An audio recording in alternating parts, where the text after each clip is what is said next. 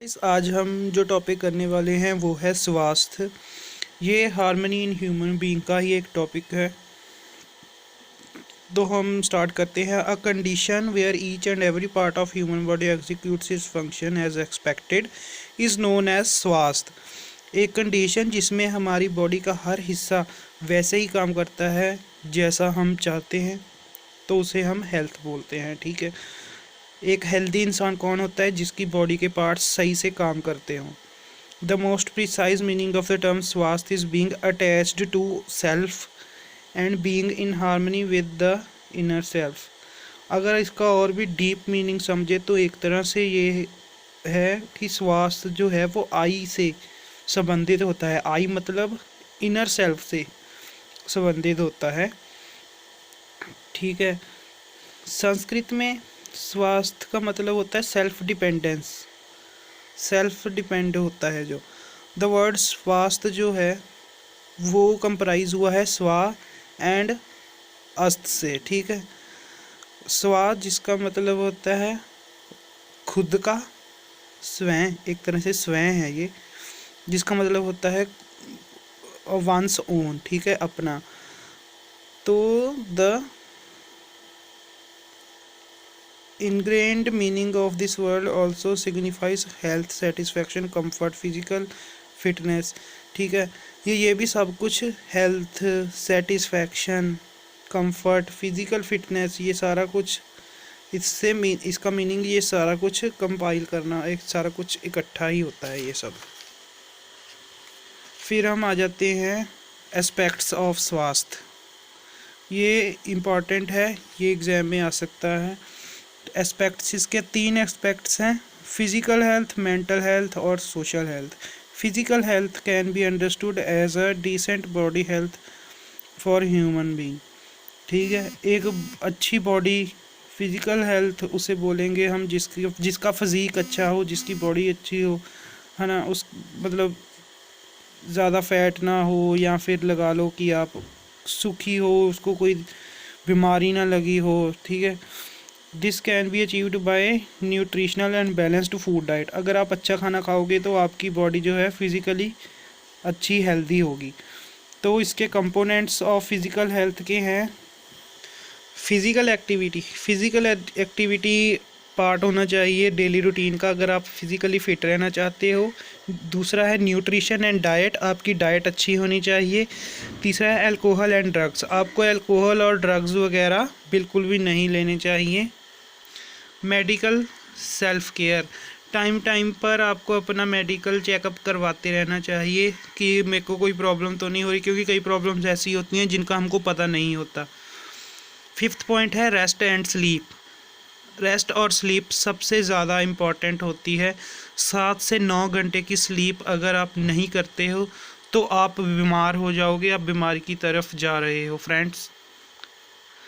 Second है mental health. Mental health mainly deals with subconscious and emotional wellbeing of a person. अगर बंदा emotionally ठीक खुश है, अंदर से इमोशंस उसके अच्छे हैं, वो दुखी नहीं है, तो उसको हम बोलेंगे कि मेंटली हेल्दी है, वो बंदा सुखी है। A person is said to have no mental disorders और problems if he she does not suffer from any mental health issues. अगर आपको मान लो कोई health issues, mentally health issues नहीं है, तो आपको दिमाग की कोई प्रॉब्लम नहीं हो पाएगी अगर आप वैसे खुश रहते हो। तो जैसे डिप्रेशन होता है, क्यों? क्योंकि बंदा दुखी हो जाता है किसी वजह से। ये क्या है? इम्पीडेमेंट्स ऑफ साउंड मेंटल हेल्थ। ये वही एक तरह से कंपोनेंट्स वगैरह हो जाते हैं। One has to comfort few obstructions in order to achieve sound mental health. The following list of such difficulties are self-admiration, ego and pride is one of one's performance and success। ठीक है। ये जो बताता है कि अगर आपको mental health चाहिए, मेंटली आप हेल्दी रहना चाहते हो, तो कौन सी चीज़ें आपको अवॉइड करनी चाहिए। ठीक है। जैसे कि ईगो नहीं होनी चाहिए आप में, किसी चीज़ की प्राइड नहीं होनी चाहिए। बोलते हैं ना, निमाना सा है वो, उसके अंदर कोई इतना मान नहीं है, या किसी चीज़ को ऐसे नहीं करता। फिर सेकंड, डिज़ायर ऑफ पावर अगर आप में होगा तो हो सकता है मेंटल हेल्थ इश्यूज आपके अंदर आए क्योंकि आप डिस्टर्ब्ड रहोगे, प्रेशर में फील करोगे। फिर है मिजरी और डिस्ट्रेस थ्रू कंपैरिजंस। ठीक है, अगर आप दूसरे से कंपैरिजन करोगे तब भी आपकी मेंटल हेल्थ ख़राब होगी। मान लो वो अच्छा है, ठीक है, तो आप टेंशन में रहोगे, यार अब वो मेरे से अच्छा है। फिर आता है जेलसी फॉर अदर्स, दूसरों के लिए जो जलता है, जो जले, है ना, तो उसको तो पता ही है कि मेंटल हेल्थ उसकी ख़राब होनी ही होनी है। रिसेंटमेंट, फ्यूरी, डिस्ट्रस्ट, अगर आप किसी पर ट्रस्ट ही नहीं करते हो तब भी आपकी मेंटल हेल्थ जो है ख़राब ही रहेगी।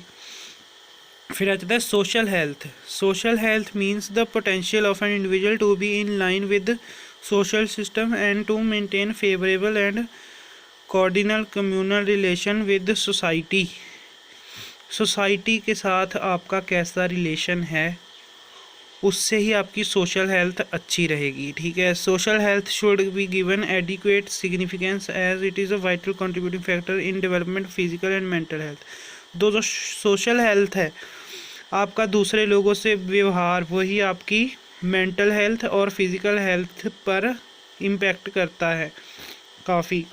Veg to enhance social health. Social health कैसे इम्प्रूव करनी है हमने? Behave with smartness and elegance, दूसरों की तरह दूसरों के साथ स्मार्ट तरीके से और एलिगेंट तरीके से बिहेव करना है। Learn to be broad minded, narrow thinking नहीं रखनी, यार कैसे कपड़े पाए उसने, उसने कैसे कपड़े डाले, ये कैसे चल रहा है, वो क्या बोल रहा है, ऐसा नहीं रखना, खुली सोच रखनी है अपनी पूरी।